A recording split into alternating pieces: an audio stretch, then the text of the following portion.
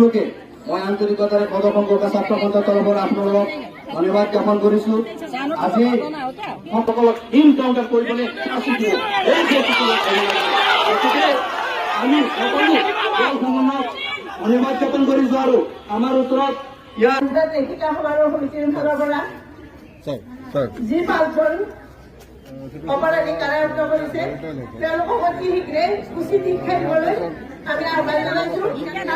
শিক্ষা দিছো এই কাৰ্যত তেতিয়াহ'লে আমাক উলিয়াই দিয়ক, আমি তেওঁলোকৰ উচিত বিচাৰ কৰিম। আমি মাতৃ সমাজ গঢ়ি লৈছো বিচাৰ লাগে লিখিত জীয়াই থাকিব। ক'ত আছো আমি?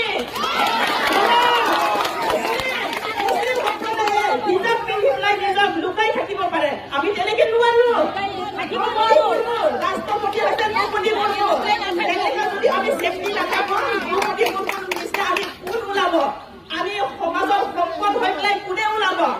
16 বছৰ আৰু 17 বছৰত যদি আমি সেইবিলাক ৰেপিষ্টৰ হাতত তেনেকে যদি ৰেপ হৈ থাকো, আমাৰ শান্তিটো ক'ত আছে? আমি মাতৃ হৈ পেলাই কান্দিছো। এতিয়া আপোনালোকেও পিতৃ, আপোনালোকেও কন্যা সন্তানৰ পিতৃ, তেতিয়াহ'লে গম পাব বুকু বিষাইছে আমাৰ। প্ৰদৰ্শন দৰ্শক ছাত্ৰ সন্থাৰ উদ্যোগত মাজবাট আঞ্চলিক সমিতিৰ উদ্যোগত এই নেকি আজি প্ৰতিবাদী কাৰ্যসূচী আৰু মাজবাট আঞ্চলিক জাতীয় বিভিন্ন জাতীয়